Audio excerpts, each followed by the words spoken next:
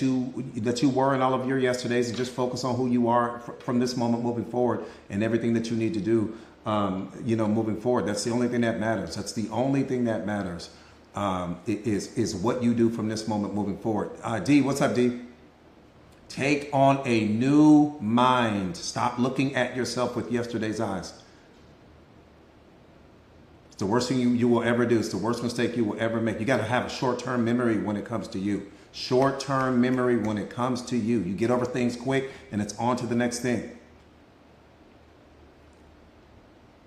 We don't have time to keep carrying over yesterday's problems and mistakes, all of the failures, the setbacks, the letdown, how you lost yesterday. It doesn't matter. It doesn't add value to you. It doesn't add value to you. Let go of everything that's not adding value to your life right now. Callie Jane, what's up, Callie Jane? So good to see you. Nitro's in the building. What's up, Nitro? Rather say putting my seatbelt on. That part right there, and that's crazy, Cat Lover, that you say that, because that's literally what they teach high-profile quarterbacks. You got to have a short-term memory. If not, we're going to lose the Super Bowl. If you keep thinking about what went wrong in the last play and what you did wrong last quarter, we're going to lose. You know what I mean? That's literally what they teach high-profile, the Tom Brady's of the world and the Peyton Mannings of the world and the, quarterbacks like that, the Patrick Mahomes of the world. They teach them, and you got to have a short-term memory. But that translates over to life, man. That's the problem. We're always looking at ourselves through our last mistake and that last failed relationship and all of these things, and it doesn't matter. Like, that doesn't add value to you. It only takes value away from you. And when you develop that mindset and you stop punishing yourself for everything that you're not, or for yesterday's mistakes, everything changes in that moment. Everything changes. This moment is the only one that matters. The previous moment no longer matters. Whatever happened in the previous moment, it doesn't matter anymore. It doesn't matter anymore. It doesn't matter. Just thinking about it is already, we're already wasting time. Just the fact that you're thinking about it.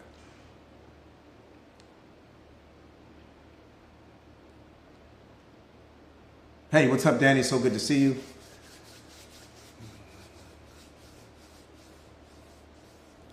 Lavish, what's going on? What's going on? What's going on? You're welcome. Thank you so much. Thank you, Martin. You're welcome. You're welcome. You're welcome. Melissa, so good to see you guys. Be where your feet are. That's what's important. Be where your feet are. Mentally, spiritually, and emotionally. Be where your feet are. The number one indicator that you are in the wrong environment is if you can't be there mentally, spiritually, and emotionally. If you can't stay rooted in that moment, you're in the wrong place. Be where your feet are.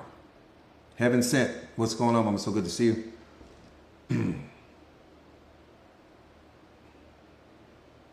All right, let's get busy. Yeah, that's the number one indicator. A lot of people don't know that. That's the number one indicator. I'd rather you move to an environment where you can be there mentally, spiritually, and emotionally, because that's really where you want to be, versus being somewhere where mentally, spiritually, and emotionally you're not there. Physically, yes, you are there, but mentally, spiritually, and emotionally you're not. Tara, do me a favor and delete and block all of these people with all of the little extra stuff going on, just so we can keep the live positive. Yeah, just permanent blocks. We throwing block parties tonight.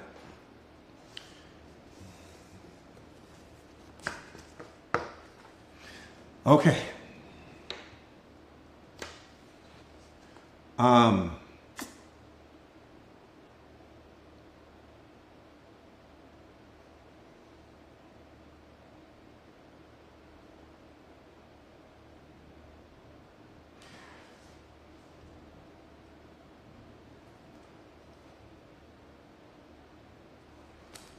So tonight I want to really,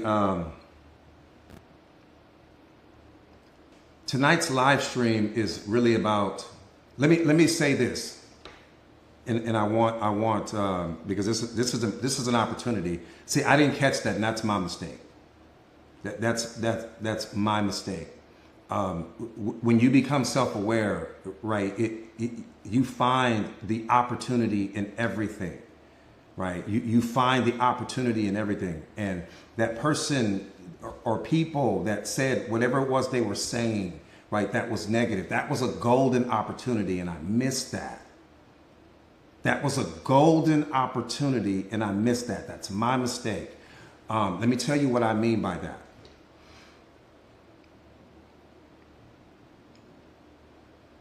You have to embrace the negativity in your life just as much as you embrace the positivity. And I can make the argument that you should place more focus and emphasis on the negativity that's happening in your life than the positivity. Why? Because it's the negativity, the negative comments like that. The people that don't see you in the way that you want to be seen. The people that are projecting their unhealed versions of themselves onto you. The people that criticize you. The people that don't like you. The people that disrespect you. All of those things. You have to embrace the negativity just as much as you do the positivity. And you should always be neutral. Self-awareness is going to teach you how to be neutral. Because if someone has the ability to walk up and say something to you and get you to come out of character, get you to react, they're in control of you in that moment. You're not. Because you become what you react to. Now, if you notice, I didn't react, but I didn't take advantage of the teachable moment that was offered to me. You have to understand that the universe is going to be testing you. I get tested all the time. And the reason why I get tested all the time is because God has entrusted me with so many beautiful souls to teach and lead. And I can't do that if I'm, battling with people in the comments and I'm reacting to people and I'm giving people all of this energy that I shouldn't be giving them. But I still can take advantage of the opportunity to show you guys how emotionally bulletproofed I am. That's what's important. Because if you're not emotionally bulletproof, that means that you're always going to be a slave to people, places, and things. And in that moment, when you react to that negative comment, you become disconnected from God in that moment. You become disconnected from your divine essence. You become disconnected from higher mind, and you go into lower mind, and now you're reacting. That's ego personality. Lower mind is all ego personality. So now you lose it. Okay, and that's just so important for you guys to understand. Again, you don't owe that person your energy. Like I said again, whatever their opinion is belongs to them. It doesn't belong to me. They're already, catch this. The person is already suffering because the only thing that can come out of you is what's in you. You can only give me what you are in possession of. So if you're giving me anger, that means you're already in possession of it. And if I react to it, that means I become that. The self-aware person sees that coming a mile away. You see that coming a mile away. So how will you ever become the most powerful version of yourself if you're looking at this person and they're giving you negative energy? And in that moment, you wouldn't get off on the off ramp. If there was an off ramp that said road closed, you driving down the freeway, you ready to get off the freeway, and there's a clear sign that says road closed, construction up ahead. You gonna mean to tell me you would still get off on that off ramp? That's what you're telling me? You'd be like, no, I'm just gonna get off here because I want to get off. I'm gonna drive around the barricades and everything like that. You're just gonna get off the freeway? The people are no different. When people are giving you that negative energy in that moment, that's their definition of road closed here. I'm suffering here. I've got something going on internally here. And if you react to that situation, it's the equivalent of you getting off on that freeway where the sign clearly showed you road closed up ahead. So whatever happens after that is on you. That's what I'm saying.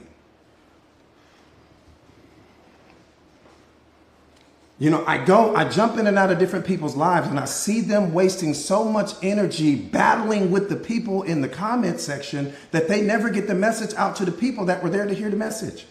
Nobody wants to sit and listen to you fight with people in the comments all day. Focus on what you're doing. And if people have the ability to get you to come out of character in that moment because they're starving for attention, you're the one that lacks self-awareness, not them.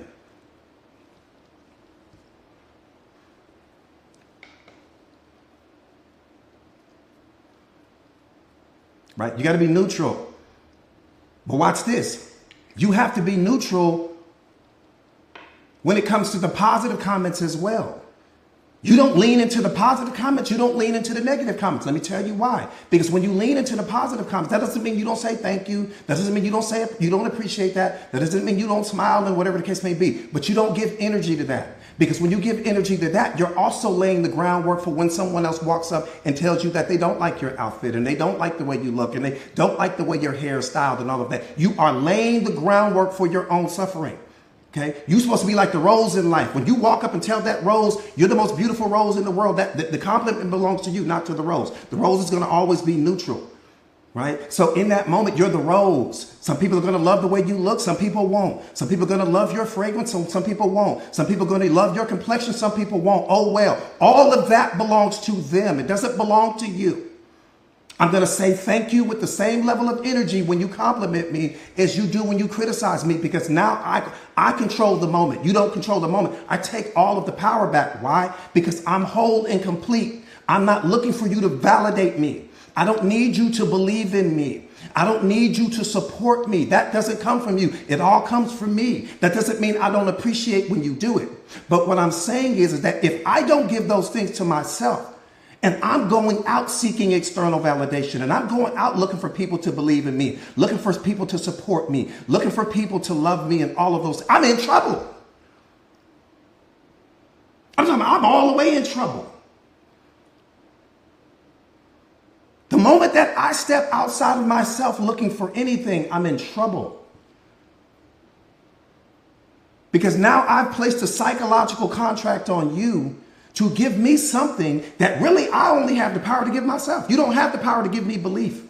Belief comes from me. It doesn't come from you. You can support me, but the belief has to come from me.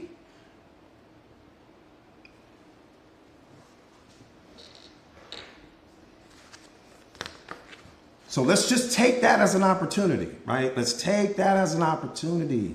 Let's take it as an opportunity.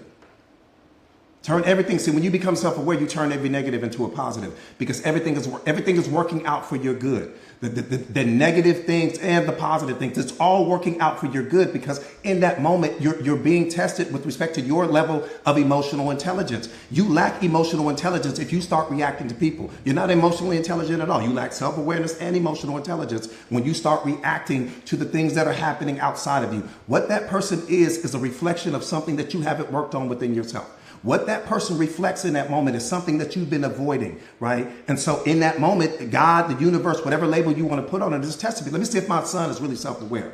Let me see if he's going to react. Let me see if he'll come unglued. Let me just send somebody his way.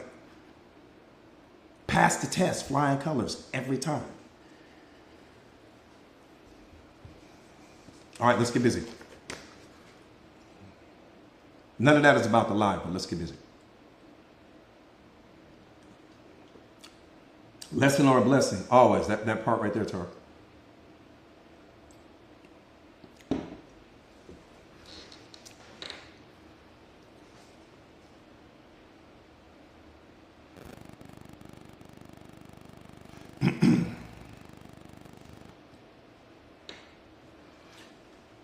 You can leave a toxic relationship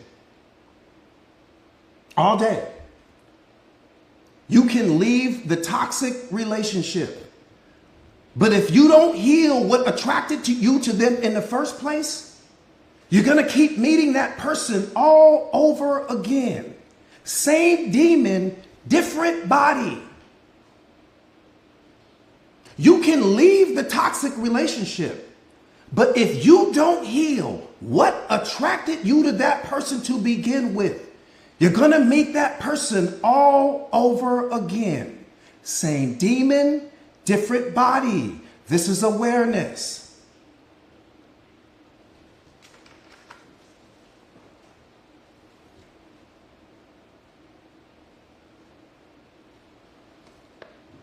And watch this. Don't just move on from the people who hurt you. See, that's the biggest problem. That's the biggest mistake we make. Don't just move on from the person who hurt you.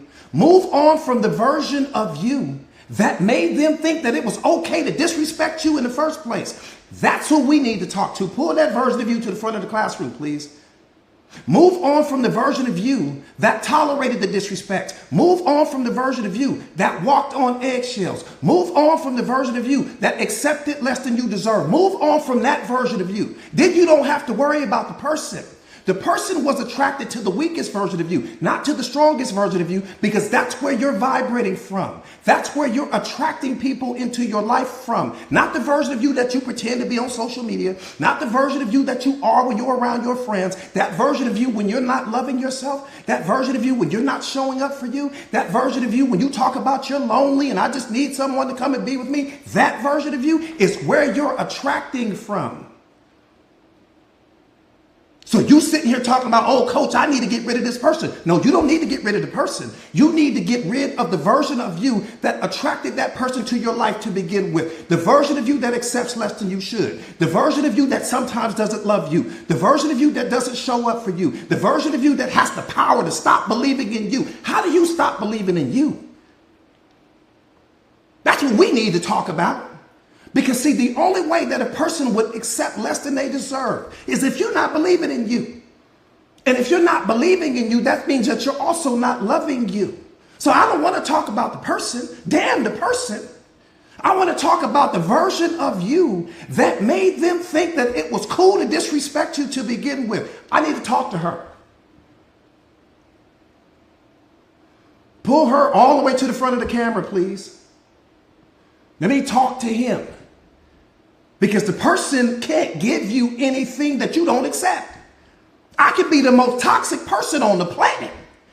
I can't make you accept that. The relationship becomes toxic. Situations become toxic based upon what you accept. But see, we don't want to take that accountability. We don't want to hear that.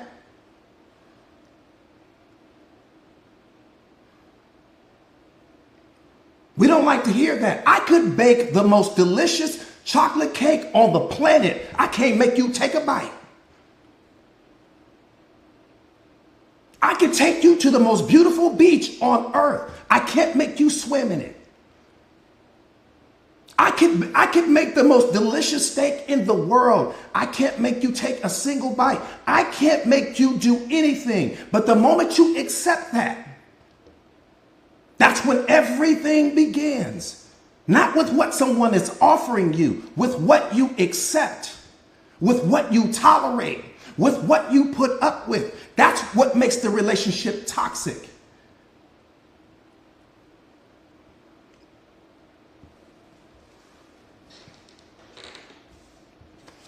See, I deal in universal truth. I don't know how to give it any other way. I'm not a baker, so I'm not going to sugarcoat things. These are the type of conversations that people need to have with respect to relationships, because we're always calling someone else toxic. Coach, he's toxic. She's toxic. No, the person that accepts less than they should, the person that saw the red flags, the person that ignored that, the person that was seeking someone, talking about, oh, the reality of who they are, they're not really giving me what I want, need, and desire, but they have so much potential, coach. Potential lives in you. It doesn't live in the other person. So we're going to stop that. Potential comes from you. Special comes from you. See, people don't realize that. When you call someone special, that's something that you've created in your mind. Special lives in your mind. Because special, when you call on someone special, what you're doing is you're looking at that person's actions. You're looking at their behavior. You're looking at the talent that they have. You're looking at all of these skills that they have. But you're applying what you would be doing in that situation. And then you project that onto them. But you got to understand that your programming and conditioning is not their programming and conditioning. So how you see that person, they may not see themselves. So special lives in your mind. Not in the mind of that person. That person may not see themselves like that at all. The same way with potential. When you're looking at someone and you're saying that they have all of this potential, really in that moment, what you're seeing is what you would be doing if you were them, how you would act if you were them, the courses that you would take and the moves that you would make and all of those things if you were them. And you project that onto them thinking that you're seeing their potential, but really what you're seeing is your own being reflected back to you, because you're utilizing them as the object or the mechanism to say, this is what I would do if I were you. And I would do this, and I would make this play, and I would go back to school, and I would all of these things. But the person doesn't see themselves that way. That's why most people never live up to the potential that you see in them.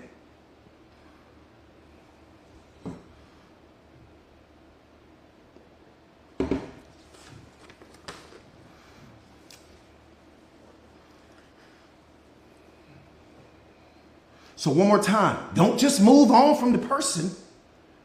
Move on from the version of yourself that made them think that the disrespect was okay in the first place.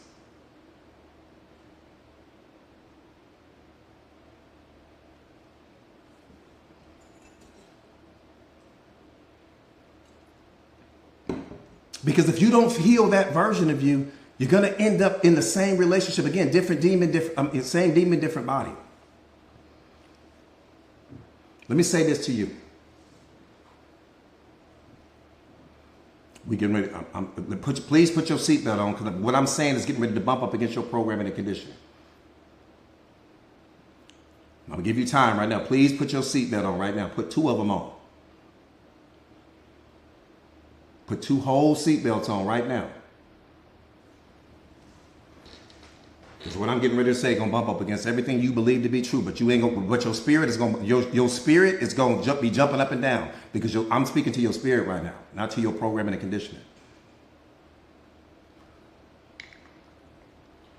I'm speaking to your spirit, not to your programming and conditioning. So listen with your ears and not with your emotions right now.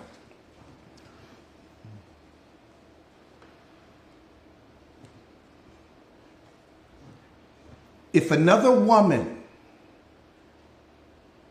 is able to get close to your man, she is not the problem. Let me say that one more time. If another woman is able to get close to your man, she is not the problem. He is. Put the focus where it needs to be. This is awareness. The fact that another woman even feels comfortable. See right there. I damn near jumped out my seat. The fact that another woman even feels comfortable approaching him about anything means that he made her feel welcomed in that moment.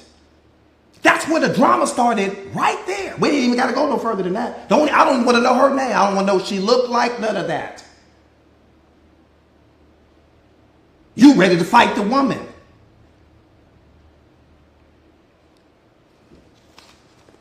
If another woman can get close to your man, she is not the problem. The fact that another woman even feels welcomed, the fact that another woman even feels welcomed is disrespectful to your whole situation.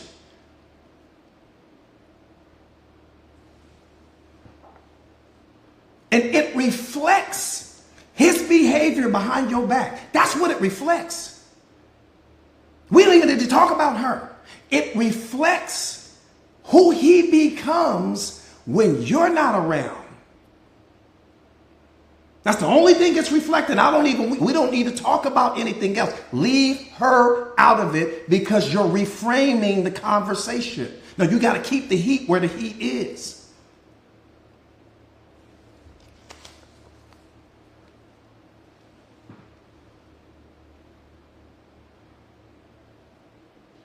Because if he's letting someone get close enough, because if he's letting someone else get that close, it's a clear sign that he's not respecting the relationship. And this goes both ways, man. I'm not just saying about just women, and just not just, it's both ways. Just twist the situation around. Let me say that one more time. If he's letting someone get that close, it's a clear sign that he doesn't respect the relationship. If someone was even able to get that close, if someone even felt that welcome, mean that he was inviting all of that, she was inviting all of that. That's where the problem is. The problem is not her. The problem is not him. The problem is the person that made that individual feel welcomed in that moment. To even deliver, I got to make you feel welcome in order for you to deliver whatever it is you're trying to deliver.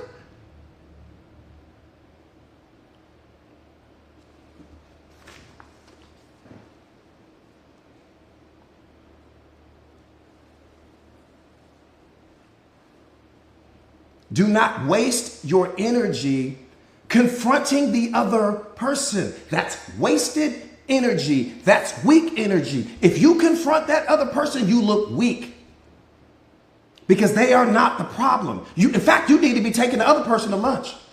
That's what you need to be doing. You need to take them, go get them a Coach bag, a Chanel bag, a Gucci bag, because they just saved you 5 years of 10 years of trauma. Because what they revealed to you is that you've been sleeping with the enemy this entire time. You need to go take that person out to lunch, high five them, or get them some coffee from Starbucks, whatever the case may be, because they just saved they just saved you for the next 5 years or 10 years or 15 years. Why? Because this person was moving in a certain way behind your back that you may have never figured out. See, we look at it through the wrong filter. You ready to fight the person? No, you need to be celebrating that person, because what do you think that she finna get, or he's getting ready to get? If that person acts like that with you, it's because there's a version of them that doesn't know how to be loyal to anything. And so if they weren't loyal to you, they won't be loyal. So that's all that person is doing. It's taking something off your hands that you didn't need anymore anyway. Don't fight the person. No, leave them alone. Don't get them something nice and say, thank you. All of that belongs to you now. Thank you. And guess what? I'm going to lick my wounds. I'm going to go somewhere. I'm going to go pray to God. I'm going to go sit somewhere by myself. I might go have to get me a coach or a mentor, whatever the case may be, but I will heal. Thank you for letting me out of that prison that I didn't know I was in. Thank you. Now, all yours. That's your problem now. I take off skipping down the street. Don't confront the person. The person just saved you. But see, we don't look at it that way, because when you're walking around living out of your ego personality and your pride and lower mind and all of that, you're just ready to react. You want to attack the person. The person is not the problem. The third person is never the problem. The problem is the person that made the third person feel welcome to begin with. That's the problem. Put the focus where it needs to be. Come on, we talking about self-awareness and self-mastery here. We ain't talking about the lower mind. We talking about the hood stuff. We're talking about high level, highly intelligent, spiritual intelligence here. This is self-mastery here. I don't want to focus on the third person. The third person helped me to figure out what my problem really is. And what's crazy is 9 times out of 10, you felt that. Energetically, you felt something was off, but you didn't have no evidence. But your intuition was going off like a 5-alarm fire. And then that situation happened. It was only confirmation. Man, stand on that. But yeah, that hurt your pride. Yeah, it hurt your ego. Yeah, it hurt your persona and your little image and all of those, but it saved you. The person just saved you from a burning relationship that you didn't even know you were in. You owe that person.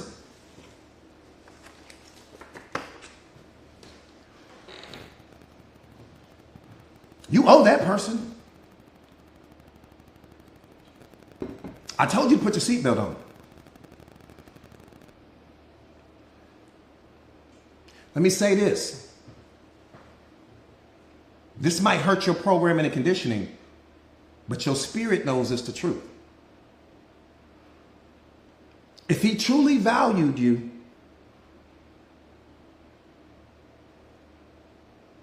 no one else would feel that comfortable trying to get close to him. If he truly valued you. If your man or your woman truly values you, no one else would ever feel that comfortable even getting close to them. I said never.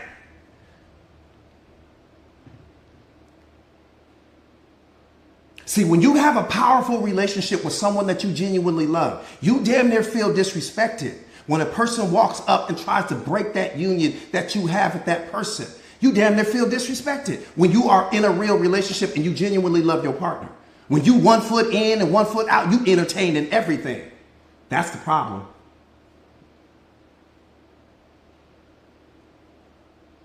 Not only that, when you are genuinely in love with your partner, when you are genuinely committed, you radiate an energy that people around you pick up and they know, nah, she ain't that one. Something about her aura, her essence. She don't look, she got an energy about her that looks like that's saying, don't talk to me. I'm not that one.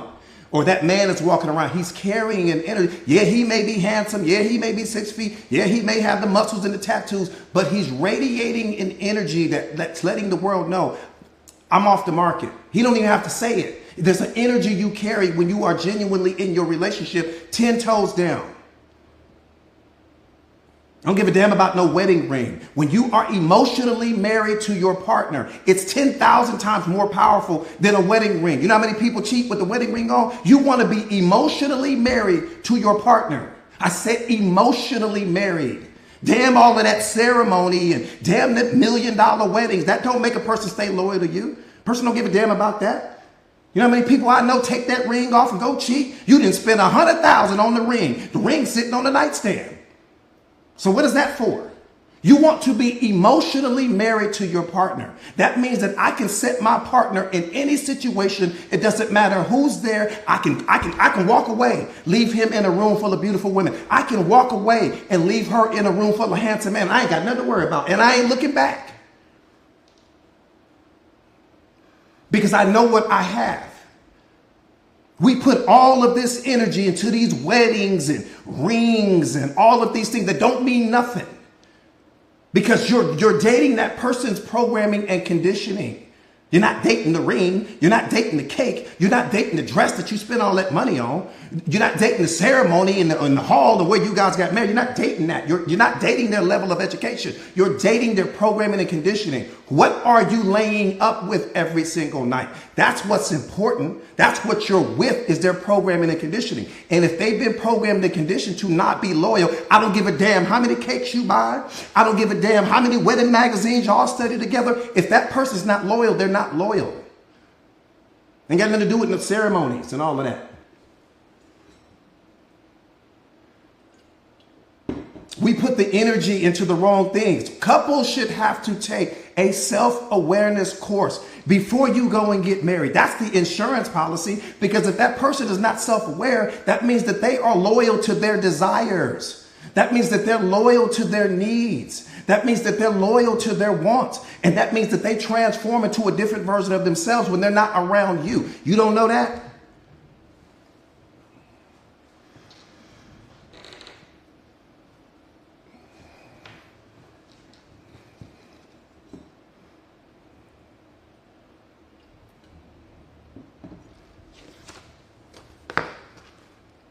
I'm telling you.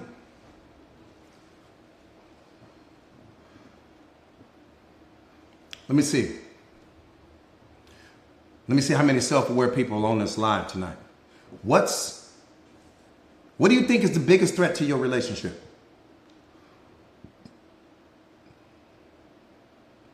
Let me see where the awareness is.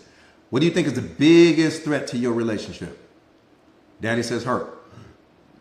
Communication, ego. Ooh, you said something right there. No growth. Ooh, Sophie, you said something there. Somebody said trust. Overthinking. Ooh, you said something.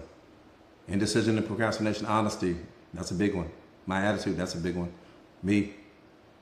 Fear. I like that. Not knowing what you have. Ooh, that was a bar right there. Lack of self-love. That's a bar right there. Insecurities. Yep. If I didn't know what I know, I could definitely borrow a lot of what you guys said, for sure. This is another seatbelt moment. This is another seatbelt moment.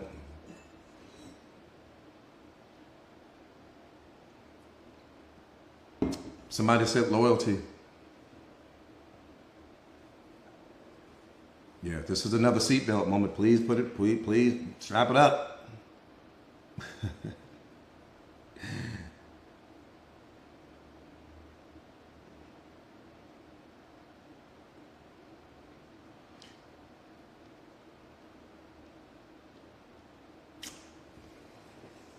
I'm gonna freestyle this piece.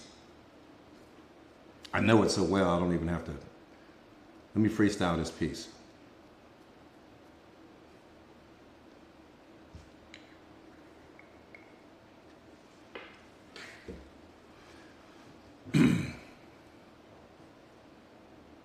Both you and your partner, this is as real as I'm gonna give it to you. Both you and your partner are the guardians at the gate of your relationship. Okay? You guard one side of that gate, he guards the other. Both parties are the guardian at the gate of that relationship. Anything that gets past that gate becomes a permanent part of the relationship. It's never on the person that got past the gate. It's always on the person that opened the door. You secure one side of that gate, he secures the other. Somebody opened the gate. Damn, who walked through it? Someone opened the gate. Don't take your focus off of where it should be. It doesn't matter who the person is that walked through. That's irrelevant. What matters is who opened the damn door. That's the only thing that matters. Who opened the damn door? That's who I want to talk to. Because it is humanly impossible for someone outside of that gate to enter the gate without someone opening the door. Somebody open the door. Same way when you were a little kid, your mom told you, look, stay in the house, close that door, don't open that door, don't let nobody in my house. Anybody that gets inside of that house is on the person that opened the door. Same thing applies to your relationship. Someone opened the door. But see, we've been programmed and conditioned to focus on the third person. We'll give our partner all the chances in the world. But we focus on that third person. The person is not the problem. The problem is the fact that there's a version of your partner that's not loyal to the situation that you're in. And that version of the, see, people ask me this all the time. Coach, do people change? Do they? Let me ask you, do people change? Let me see it in the comments. Do people change? Somebody said no. Trina said no. No, I got some no's. No, no, no, yes. Miss Harder said no, nope, no.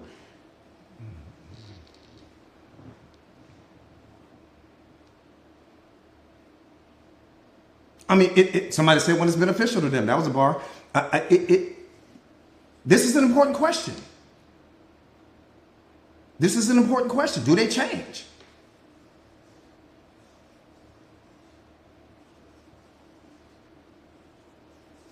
Come on, nephew.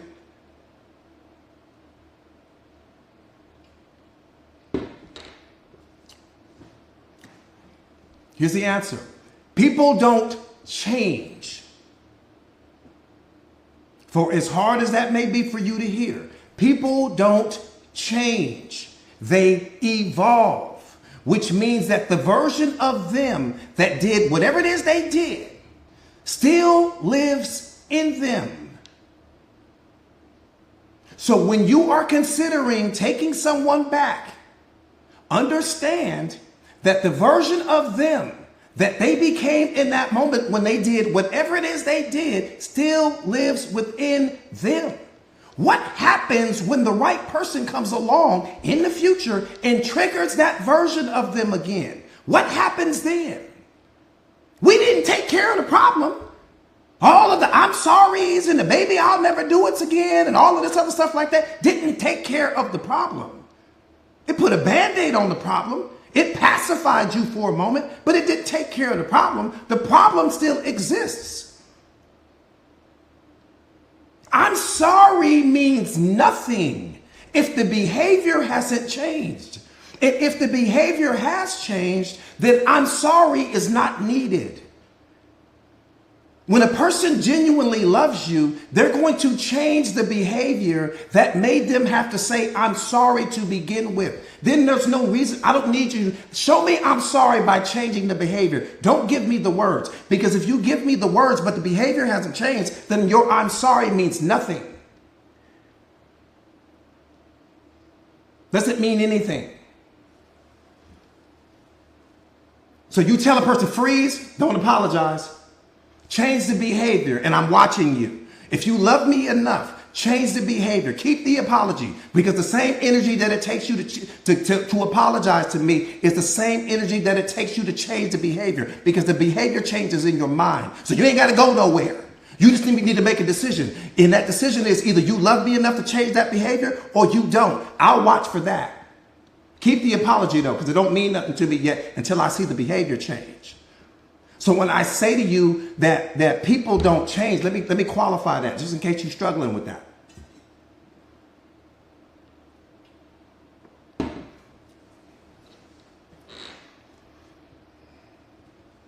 %90 of the people on this live right now, 90%, probably struggle with some type of anger issue, temper, like you got a temper underneath there. You might be cool. You may be a professional. You may be all of those things. And maybe you've been going to church, and maybe you've been studying self-awareness, and maybe you've been doing all of these things, right?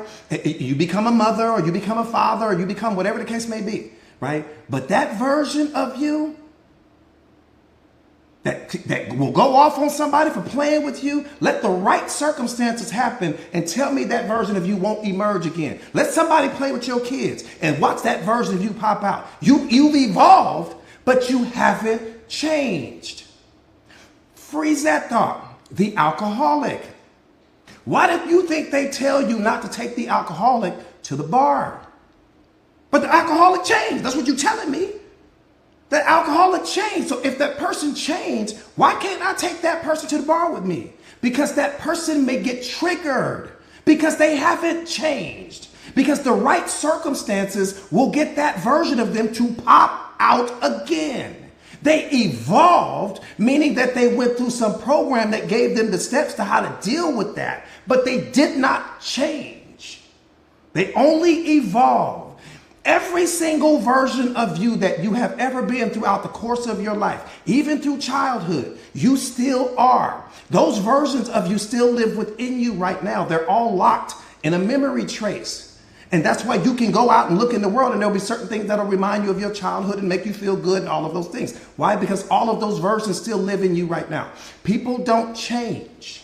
They evolve. Big difference. So when a person cheats on you, and the only way that a person can change is if they have become self-aware, because that means that the self-aware version of them realizes the damage that they're getting ready to cause you, and they'll back away from the situation because they understand the pain that they're getting ready to bring to the moment. The person that lacks self-awareness is only thinking about themselves in that moment. They're only thinking about their desires in that moment. They're only thinking about how the situation is going to benefit them. They'll think about you after they get caught.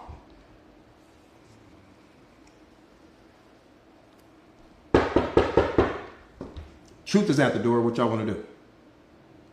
We going to open the door for the truth, or we going to sit here and act like we don't? Hey, what's up? What's going on? So good to see you.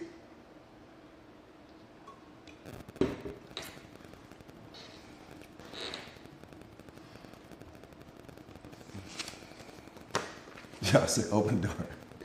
Open the door. Come to get the door. Get the door. Get the door. Yeah.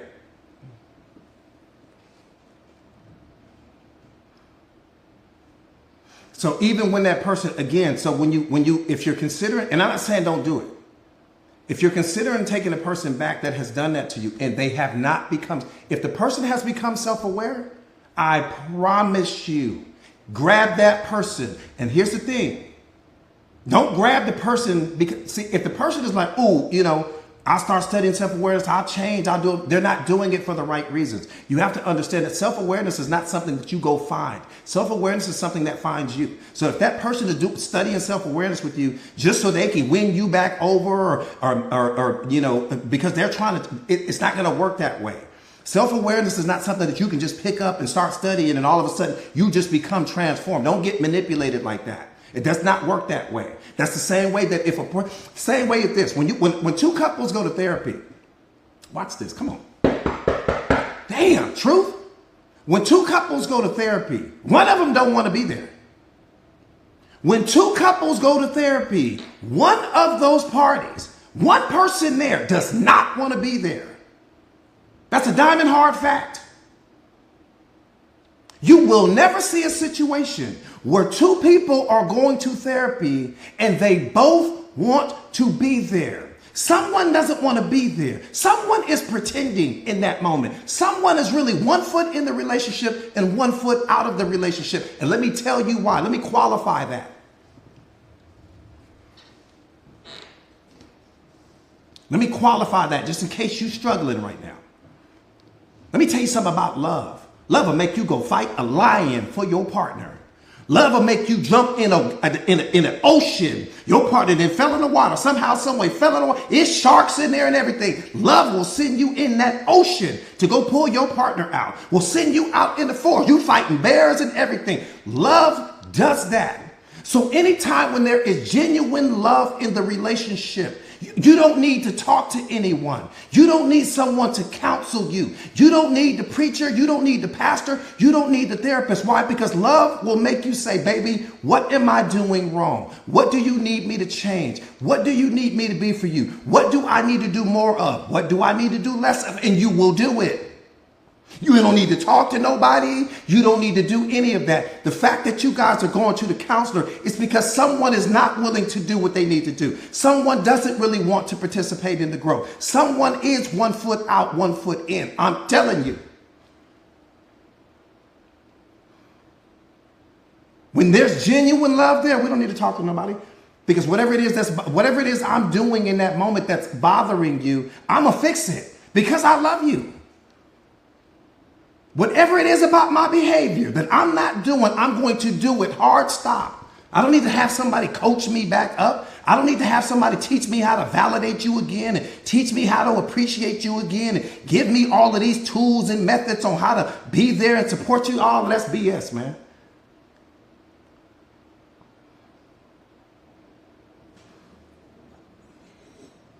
If somebody's got to teach you how to appreciate your partner again, the relationship is in trouble. Somebody's pretending in the relationship.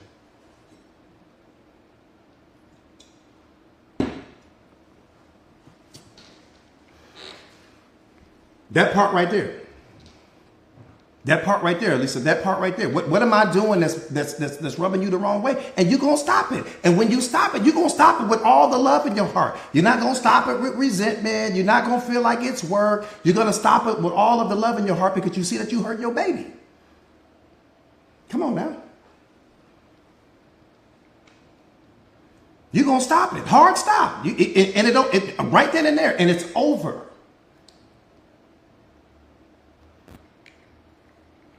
I tell people this all the time. Love whispers. When I'm talking to my beloved, love whispers. She ain't got to tell me all loud. Love whispers. It's a whisper. And you hear that. Her whisper is as loud as a marching band when love is real. All she had to do is whisper. We talk about this all the time. Asking twice is begging. Because that person heard you when you said it the first time. So anytime that you have to start asking your partner things 2 and 3 times, it's because they no longer value the sound of your voice.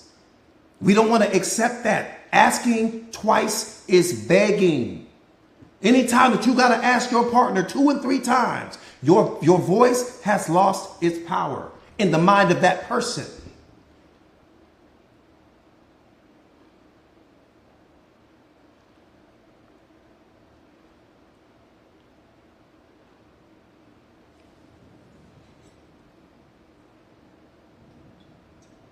I'm telling you, when you got real love going on in your relationship,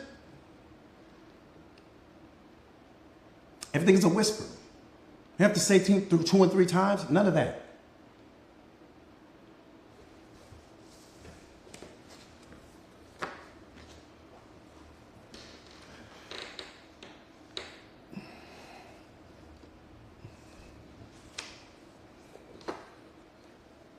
Somebody said something about the narcissist. What'd they say?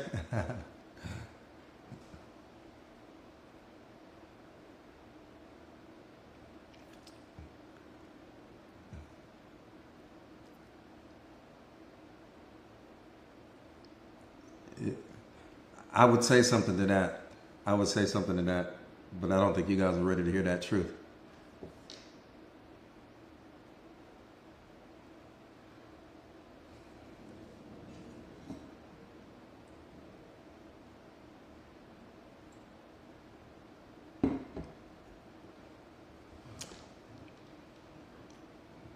You guys ready?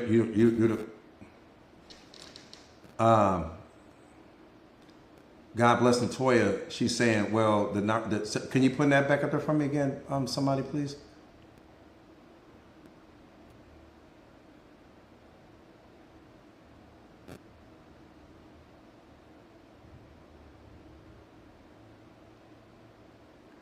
But see, the problem with when we say that, what people don't understand is that before you become self-aware, everyone has a version of that in them. Everyone has some narcissistic behavior or patterns or tendencies before you become self-aware. Everyone does. Why? Because you have an ego. And the ego wants things your way. The ego wants to control things. The ego wants power. The ego wants, the world to move, spin, turn, and revolve around you. The ego is projecting, things onto people and all of these other things like that. You're placing psychological contracts on people. Everybody does that. There's not a person on this live right now that can't tell me that you've never placed expectations on someone else and then been upset and been pissed off when that person didn't deliver and live up to your expectations. We all do that.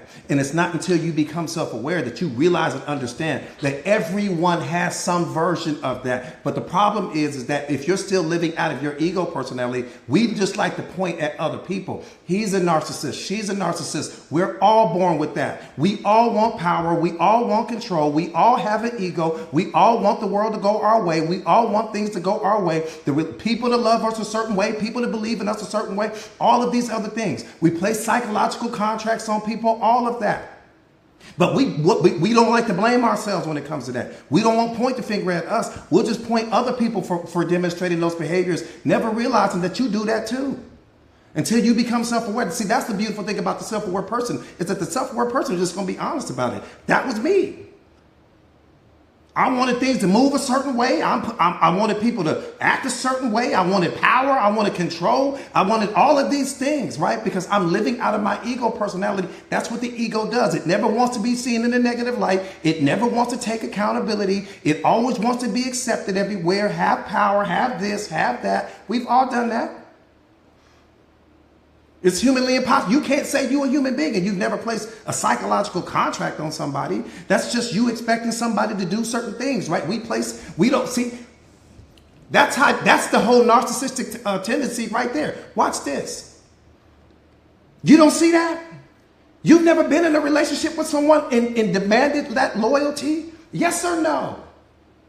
Have you ever been in a relationship and demanded that loyalty from someone else? It's a simple yes or no.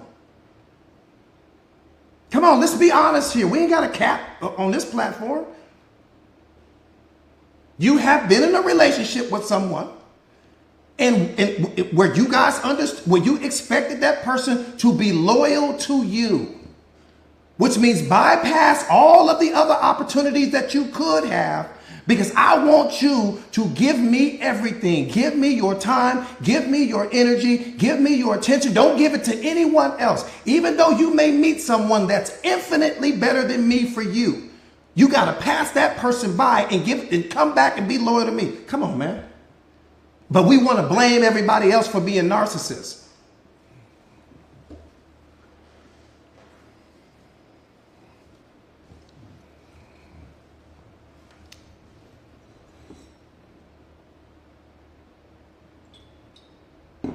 See, that's the thing about it. We want to control people.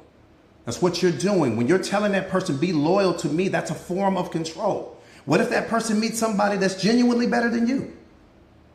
What do you want them to do? Bypass that opportunity and stay with you. Because you said you're going to be committed to me. You said you're going to be loyal to me, but that's not unconditional love. That's conditional love. Your love is based on conditions. But we're not going to live in that truth, huh?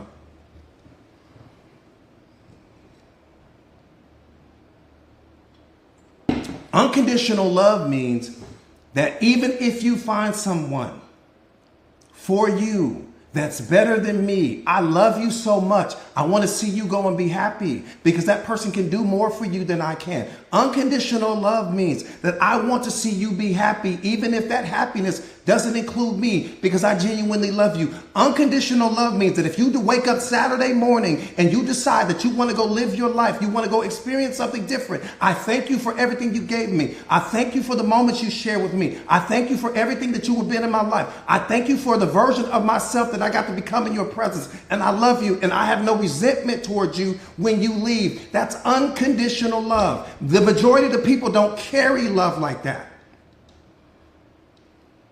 Your love is based on conditions. As long as that person is staying with you, you love them. As long as they treat you a certain way, you love them. As long as they do this and do that, you love them. As long as they're nice to you, you'll be nice to them, you love them. That's conditional love. That's a contract. That's business. It's not love. You give me something, I'll give you something. That's business. That's 7-Eleven. It's not love.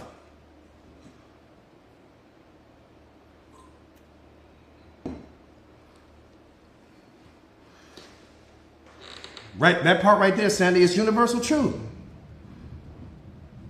But that's how majority of relationships are working. You think you love that person unconditionally, but most of us don't love ourselves that deeply. So how you loving somebody else unconditionally? You don't love you unconditionally yet.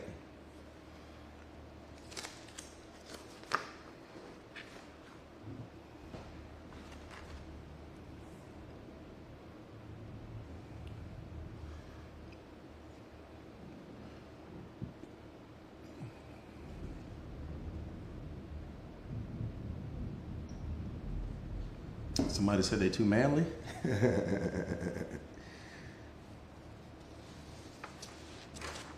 All right. Why do relationships fall apart? Let me see what the awareness is. Let me see what the awareness is. There's only one reason. Why do relationships fall apart? There's only one reason.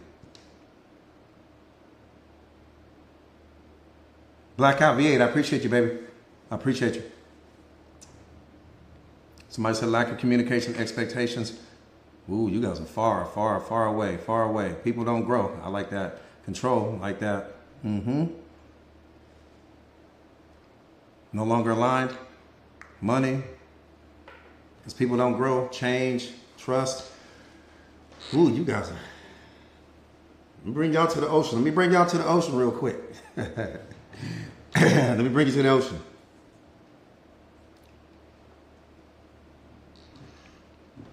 There's only one reason. Relationships fall apart because people stop doing all of the things that they once did in the beginning to get you. Number one reason. And if you look back over all of your relationships, you will see exactly what I'm saying.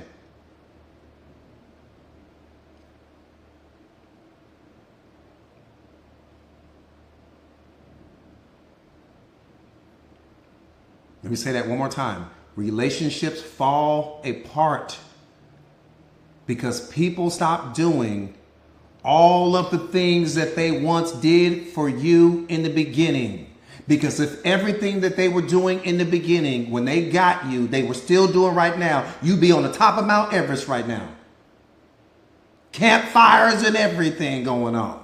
Blissfully happy. Look back over your relationship. You'll see exactly what I'm talking about. Live in your truth right now. Relationships fall apart because people stop doing, for whatever the reason, everything that they once did in the beginning to get you. They stop doing it. That's when the relationship falls apart. Here's the thing. Man, you got to check that. That's the most important thing. So when I talk about being the guardian at the gate of the relationship, that's what you're checking.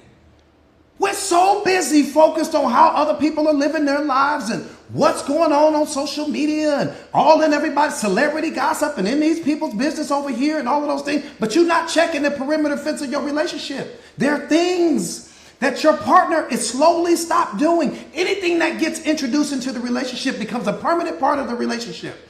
Anything that gets introduced into the relationship becomes the new standard. You don't know that? Anything that you allow to become introduced into that relationship that was an original part of the agreement, the whole relationship has shifted now. It's no longer the same. And then every day, something is slowly shifting. Somebody stop doing this. Somebody stop doing that. Somebody stop doing this. And you're not catching it. Why? Because we're so caught up in what's going on with everyone else's business. That is your most important relationship, because that person knows more about you than anyone. They see the most vulnerable aspects of who you are. What do you mean? Where are you? What are you paying attention to? What are you watching? You didn't catch your partner when the door stopped opening. You didn't catch your partner when the flowers start coming. You didn't catch your partner when the morning kisses start coming. You didn't catch your partner when the morning hugs and all of that. The moment you didn't catch none of that. Where were you at? You allow these things to become a new normal in your relationship. The standard got set. And then once you start talking to your partner, talking about, we need to go back to doing this again and go back to doing that again, it feels like work to your partner now. Why? Because you dropped the ball.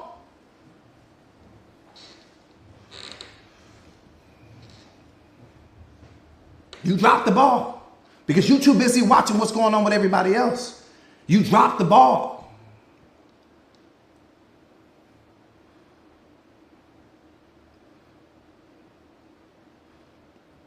You dropped the ball.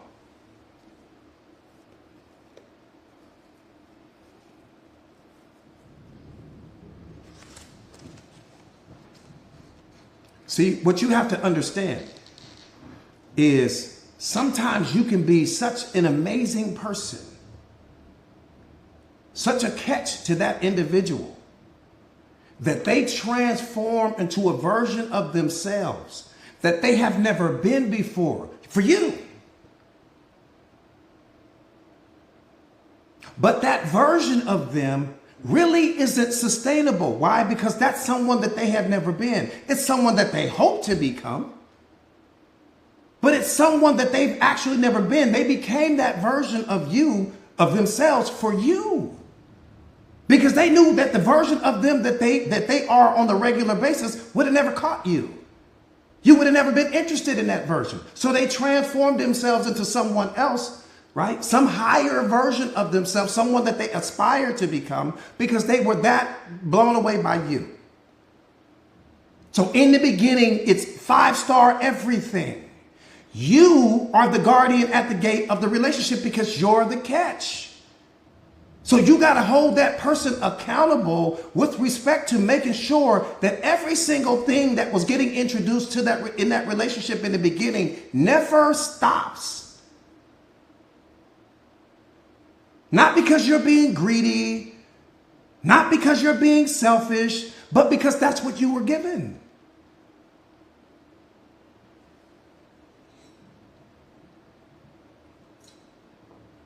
Anything that you let slide in the relationship becomes the new normal.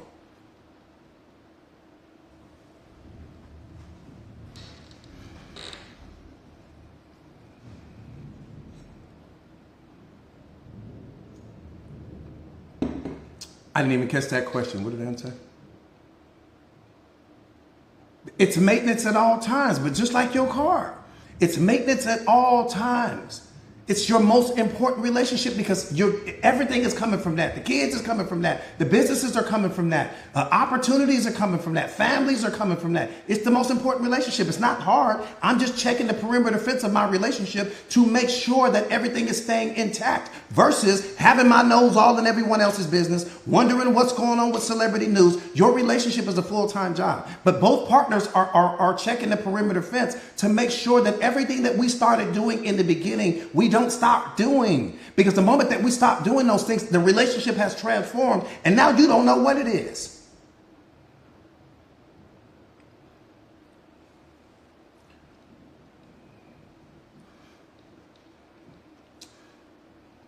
Somebody said they need to grow up. What happened?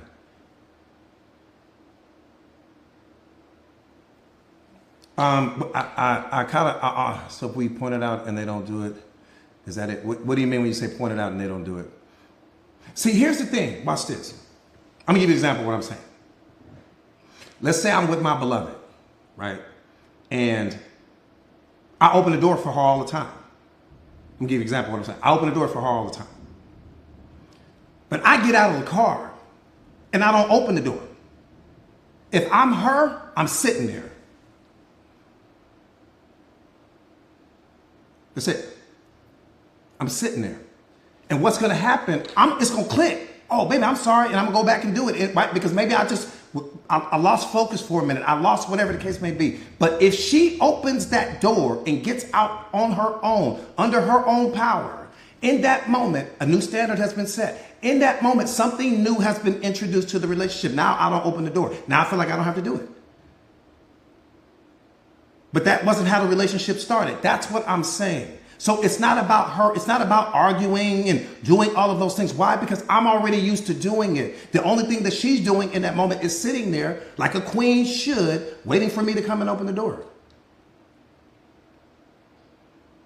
Nothing has to be said. Why? Because it's already something that I've allowed. But if she allows me to go 2 weeks, 3 weeks, 1 month without doing that, and then she finally says something after I'm way down the road, she finally says something, that's on her now. Because now that feels like a job to me. Now I feel like the person at the valet parking meter.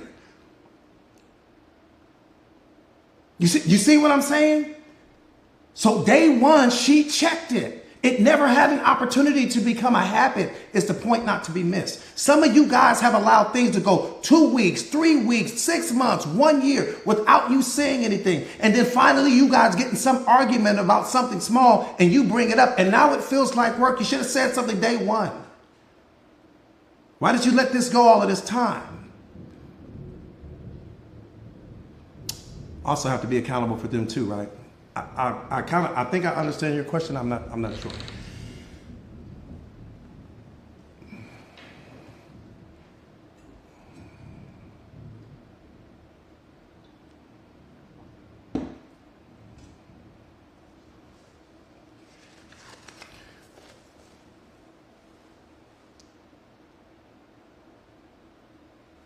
Sandy, that's all you doing. That's all you're doing. It's maintaining the standards. Sandy, you nailed it, right? We came into the relationship. We created certain standards. I need to make sure that we uphold the standards. I need to make sure that we don't step outside. We don't start coloring outside the lines of whatever those standards are. Why? Because I'm protecting my tomorrow. That's what I'm doing. But if we come in and we've got certain standards set and I'm allowing him to slip here and allowing her to slip there and allowing all of these new things to be introduced to the relationship, then the relationship, that's not what I signed up for. That's no longer what you signed up for. That's no longer what you fell in love with. Now it's transformed and metamorphosized into something else. How do you think relationships become toxic? Because somebody wasn't protecting the standards that the relationship was built upon. Somebody stopped protecting it. When did the disrespect become introduced? It wasn't there in the beginning. How did it get there? When did the poor communication happen? It didn't happen in the beginning. How did that happen? How did all of this new stuff get introduced into the relationship? Because somebody's not protecting the relationship.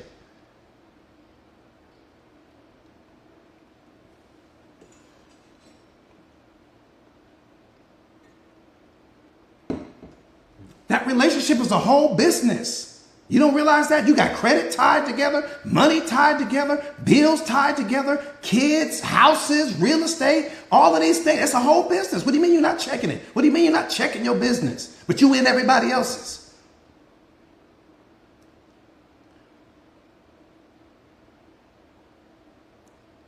You said, what if it's not a slip, it's intentional, but it's intentional? Then that lets you know the value that person places on you. Right then and there. It lets you know the value that they place on you. If they're doing things intentionally, that lets you know that value has been lost. That part right there, Lisa, value has been lost. If that person is intentionally doing something, they no longer place the value on you that you think they do. They fumble in you. It's the number one indicator. Yeah, you can get the standards back, right? You can get the standards back, but the problem is that it feels like work now. Now it feels like work. right? Now it feels like work. Now to work to what used to come normal and natural for that person now feels like work.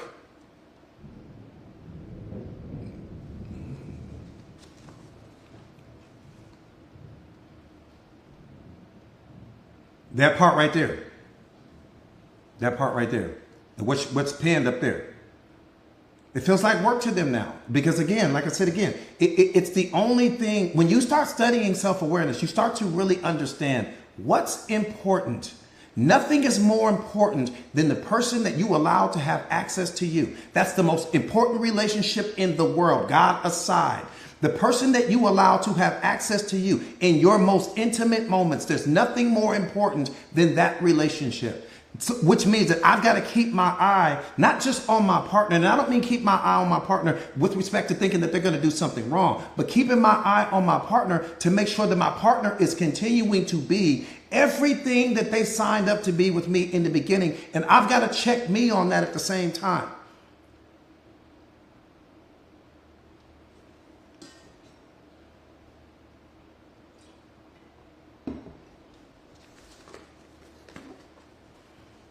And then the relationship never becomes toxic. The communication never breaks down. The love never breaks down. The intimacy never breaks. Things don't break down because you're checking the perimeter defense of the relationship at all times.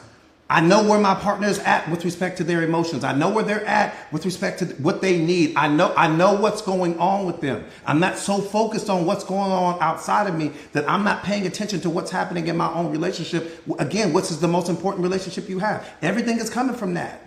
So what could be more important than that? What's drawing your attention away from that? To where all of these standards and all of these new things have gotten introduced to the relationship. And now your relationship doesn't look like anything it used to look like in the beginning because somebody's been slipping.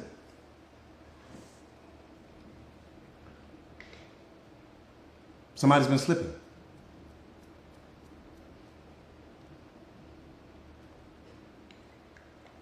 Bottom line, somebody's been slipping.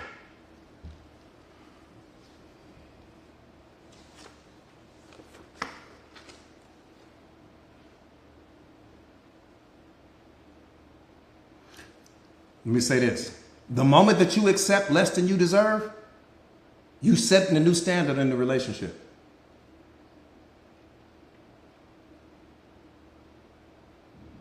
I said the moment that you accept less than you deserve, you have set a new standard in the relationship. Just understand that. I'm not asking you to change anything. The moment that you turn down the volume on your voice and you're no longer speaking your truth, you have set a new standard in the relationship. Those things never come back.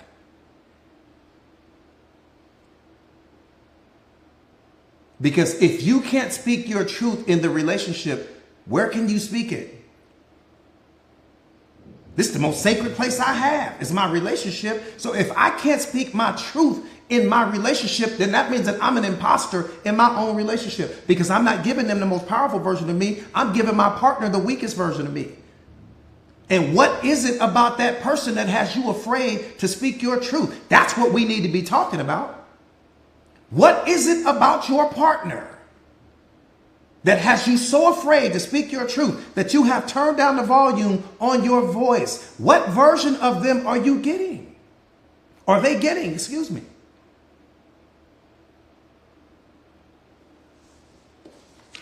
Think about what I'm saying. What are you giving that person?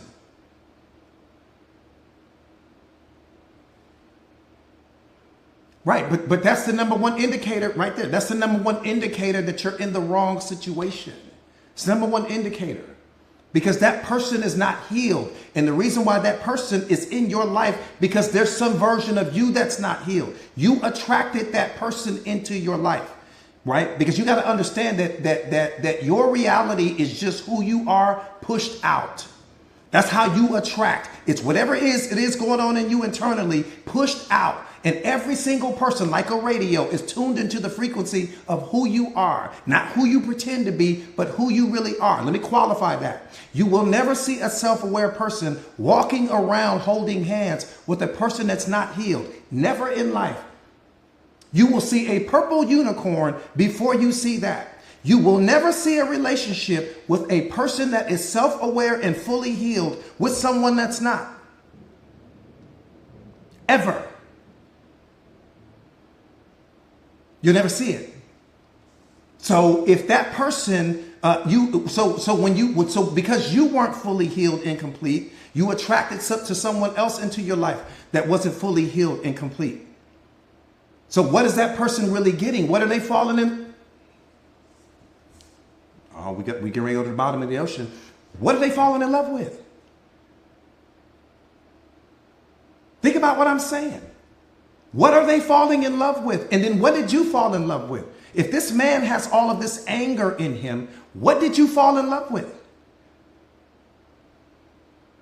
Because unconditional love, if I don't love myself unconditionally, that means that I have conditional love for myself. And if I have conditional love for myself, that means that I'm operating out of my programming and conditioning, and I'm operating out of my ego, and I will project that onto you in a minute.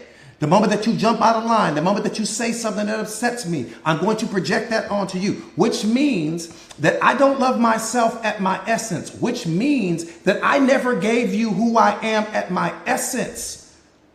I gave you my programming and conditioning. I gave you my behaviors. I gave you my attitude. I gave you this persona in my ego, and that's what you fell in love with. You never fell in love with the man at his essence because he was never operating at his essence. The fact that you told me that the man was operating from a place of anger let me know positivity and negativity can't exist in the same moment. So positivity was not in him, negativity was. Why? Because he was still struggling with something internally. So whatever it is you fell in love with was a fragment of him.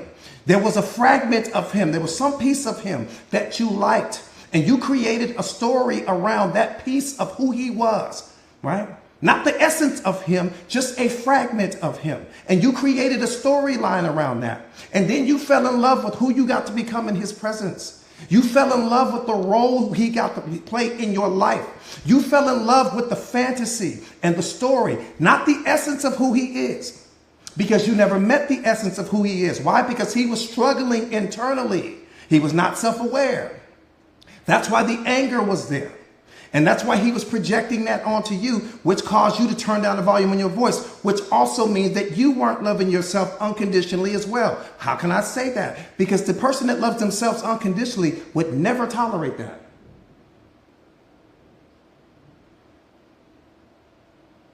Ever. Only the person that doesn't love themselves accepts less, walks on eggshells, turns the volume down, don't want to rock the boat, don't want to upset that person. Let me tell you what you're signaling to God that moment, just in case you missed it. What you're signaling to God in that moment, when you don't speak your truth, is that this person is more important to me than I am to me.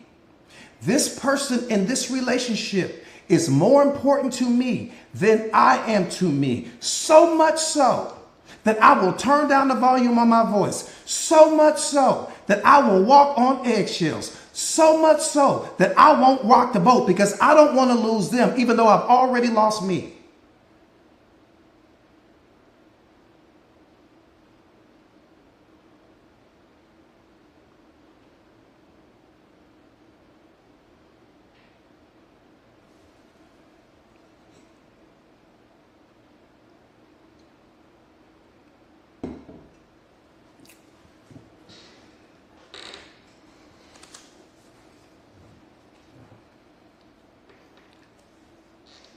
Let me say something to you real quick before I get out of here.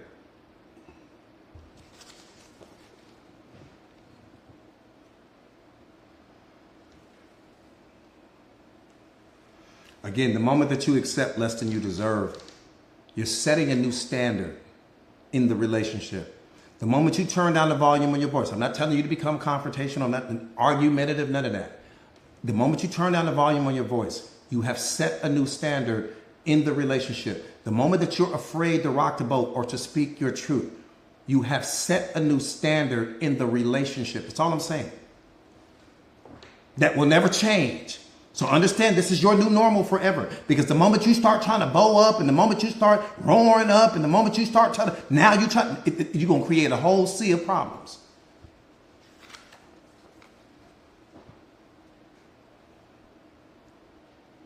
Let me say this to you, though.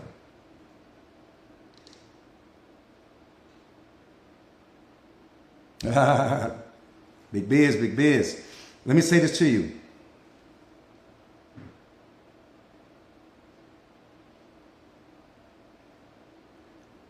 People trade their time for what they value. Don't ever get that confused. People trade their time for what they value. So if a person isn't giving you their time, energy, or attention, it's because they don't value you the way that you think they value you. Wherever a person is in this world, they're exactly where they want to be, especially when it comes to men. You need to understand the mind of a man. Wherever that man is, it's exactly where he wants to be. Take work out of it. Because I understand he may have to go to work. He may not love his job. So take work out of it. But when he's not at work, wherever he is, whether he's with his boys, whether he's at the bar, whether he's over here, whether he's over there, if you got to blow that person's phone up and beg that person to come home and beg that person, that's not to say that he won't do it. But that's not where he wants to be in that moment. Mentally, spiritually, and emotionally. He'll do it to get you to be quiet. He'll do it to keep the peace in the relationship because he don't want to deal with all the drama. But wherever a person is exactly where he wants to be. You can test your relationship by where your man is most. That's how you will know.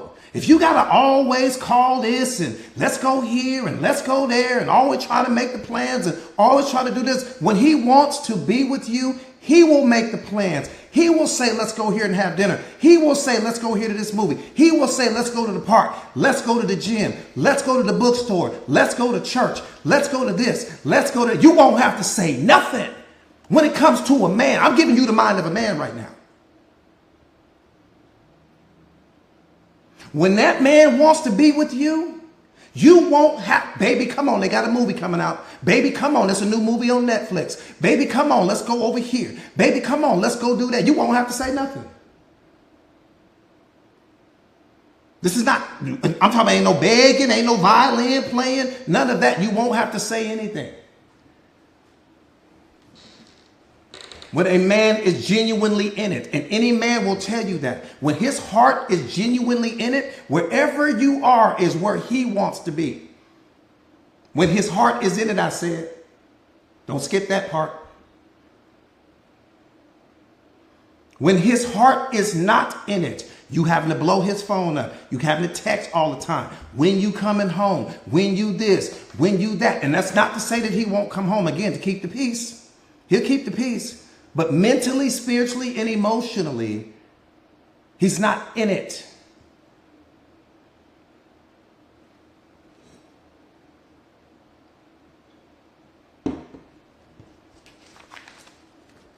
I'm telling you. Just giving you some universal truth. So one more time. People trade their time for what they value. He's with you because he places value on you. You will never have to wonder where your man is when he places real value on you. You will never have to wonder. Never. You will never have to wonder where your man is when he places real value on you.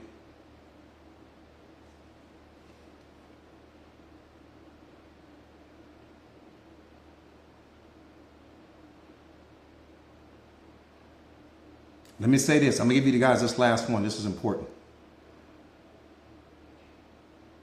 Here's the number one sign that your relationship is in trouble. I teach relationship mastery.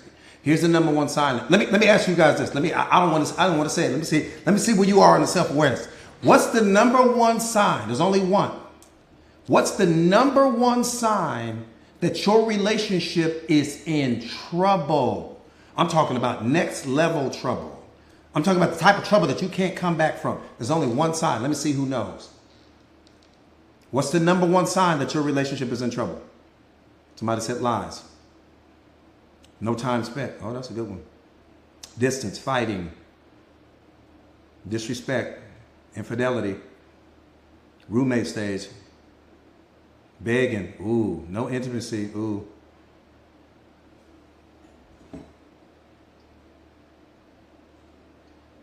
Codependency, being mismanaged. I like that. Contempt. Ascending. Somebody pin what ascending said to the top. Tara, please, or somebody.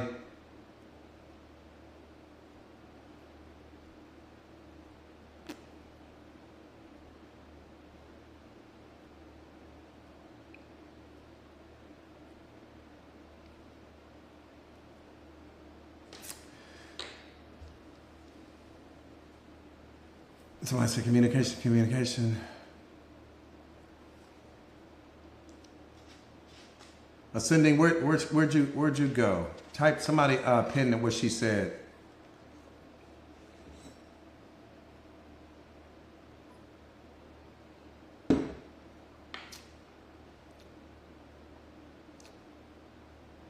Okay. Okay. No, it's all good. It's all good. It's all good. It's all good. It's all good. She said indifference, right? She said indifference.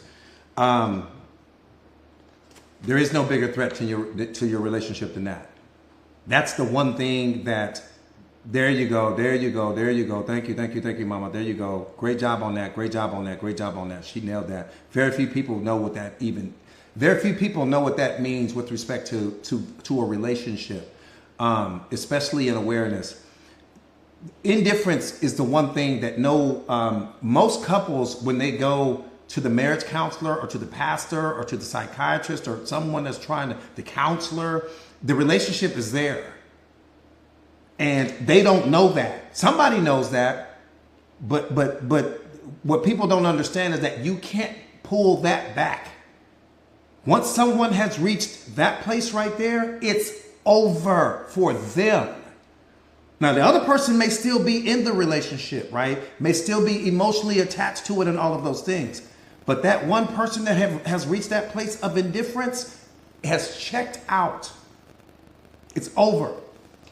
Let me break it down.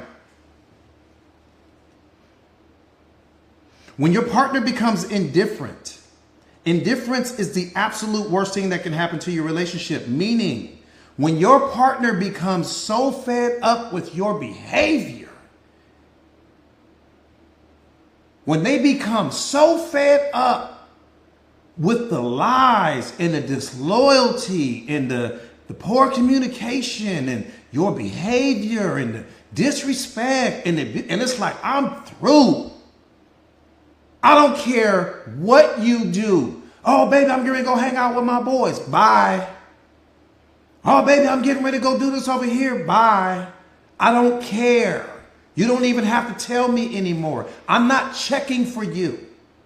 I'm not texting you. I'm not bothering you. And the only reason why I'm still here, it's because maybe I'm trying to figure out my financial situation. Maybe I'm trying to put some money to the side. Maybe we're in a situation, we're married. I'm trying to figure out how we're going to undo this marriage or whatever the case may be. But I have emotionally, mentally, and spiritually checked out. I'm done. I don't give a damn what you do. Just do it without me. Just don't bother me. When you get your partner to that place right there, there's no coming back from that. But see, here's the problem. That's where the therapist makes their money. That's why the psychiatrist makes their money, even though they know they can't pull you back from that. They can put a Band-Aid on it, meaning, oh, try this formula, try this remedy. It will never work because that person has mentally and emotionally checked out. And maybe there's kids involved. Right? So they're considering the kids' needs and what's going on with them and all of that. But they don't want to be there anymore spiritually. When that person has spiritually removed themselves from the relationship because of your behavior, it's over. Over. That's it. You can hang it up. You can hang it up. If your behavior is that bad that you have allowed your partner to reach a place of indifference, there's no coming back from that. It's the only thing, everything else you can pull that person back from, except for that.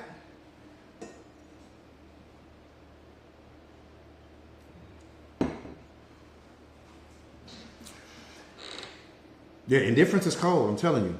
Once your partner reaches that place right there, it's over with. There is nothing to come there. That means to them that there's no more talking. What do we? There's nothing to talk about. Just leave me alone. I just want to be left alone.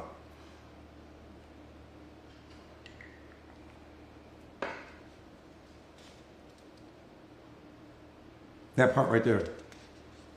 And people say that's the worst mistake. I mean, that's an excuse that we use. Don't ever stay for the kids. That's the worst thing that you could ever do. That's the biggest mistake you will ever make. I stayed for the kids. That's the worst mistake you will ever make in the history of your life. The worst mistake you will ever make in the whole history of your life is staying for the kids, because you are programming and conditioning them to stay in situations that don't work, to stay in toxic situations, to tolerate bad behavior, to tolerate this and to tolerate that. That's what you're teaching them, because they see and hear everything. Everything. That's the worst mistake you ever make. Let me say this real quick, because this bothers me spiritually. What I'm getting ready to share with you guys, and then I'm getting ready to pull out of here. But this one bothers me. Yeah, Khadijah.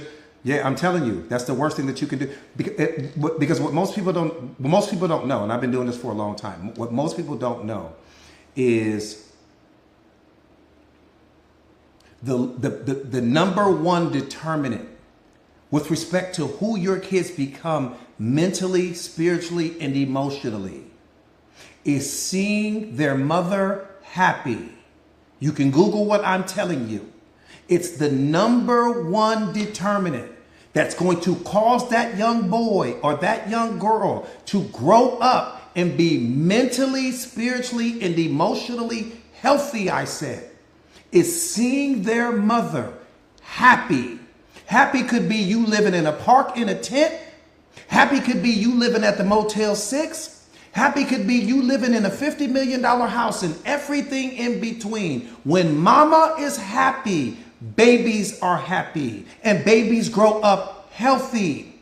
When mama is trying to stay in the house and keep the family together, even though she's depressed and unhappy and stressed out and all of those things, you are programming your kids to be exactly a reflection of what you are in that moment.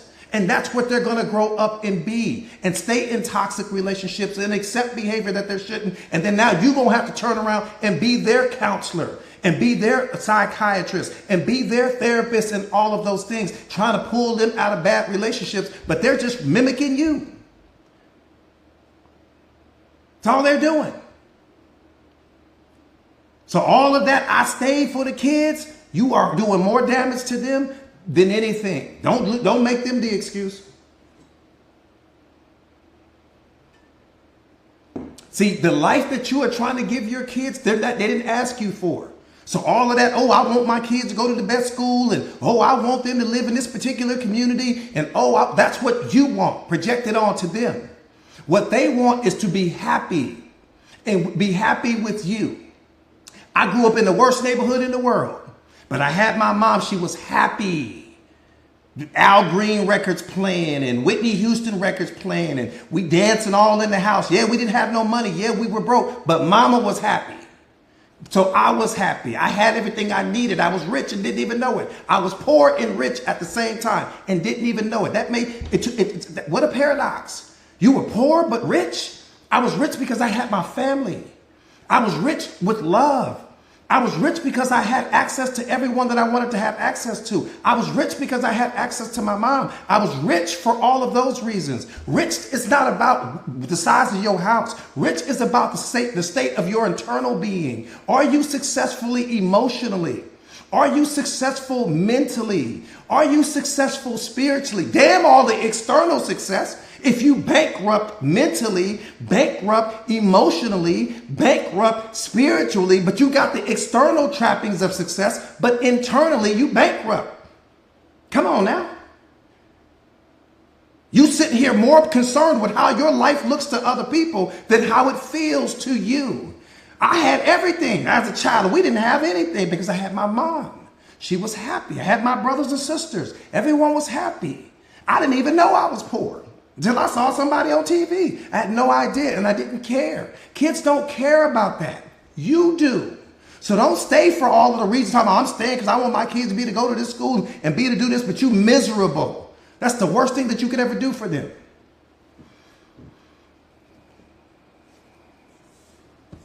Worst thing.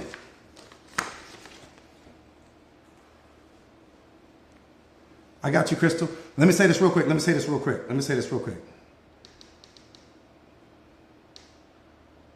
Hang on a minute.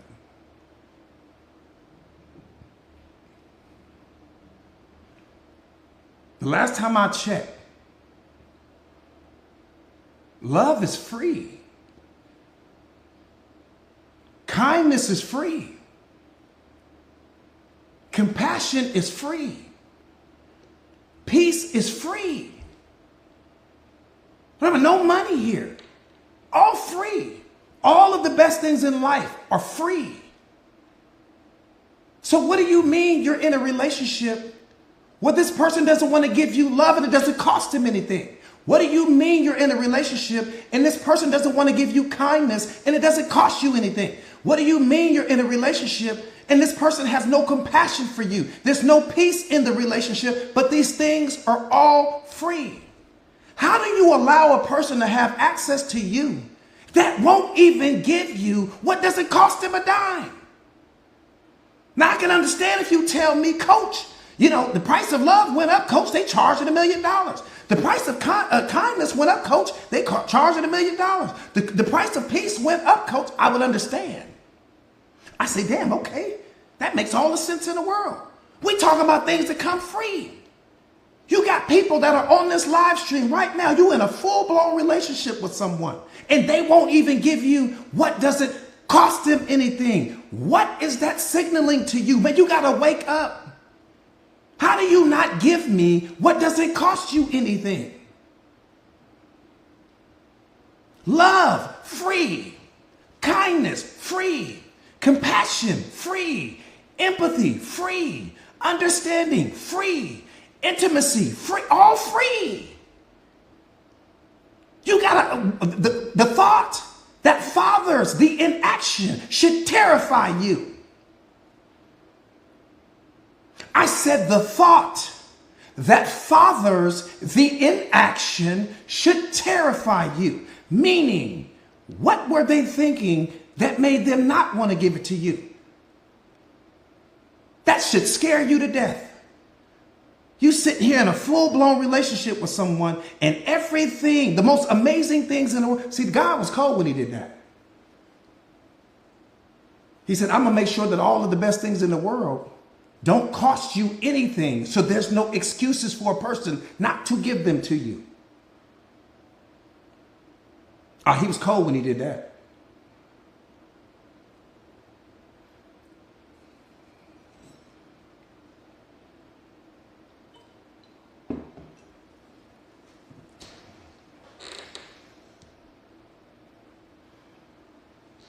That part. All right, you guys. Have a beautiful weekend. Happy Friday. Hopefully you guys enjoyed the live. I will see you guys back here on Monday. Again, happy Friday. Stay prayed up. Spend some time with your babies. Hug your family. Stay powerful. Stay prayed up. Thank you guys for hanging out with me on this Friday evening. Again, hopefully I added some value to your life, but that's what it's about, man. It's about, the having synergistic relationships with people where you that time that you're spending with people, because it is your most important resource and most precious resource. And that time that you're spending with people, there should be some return on investment of that time. You should walk away a better version of yourself than you did before you encountered me. If you can say that you walked away from this live worse than you were when you walked up, then I did you a disservice. But you have to take that same energy out to reality. Every single person that you allow to have access to you should leave you better than they found you. There's no way you should be walking away feeling less, feeling disrespected, being abused, becoming a lesser version of yourself, turning down the volume on your voice, and you allow this person to have access to your most precious resource, which is your time. Nothing is more valuable to you than that, because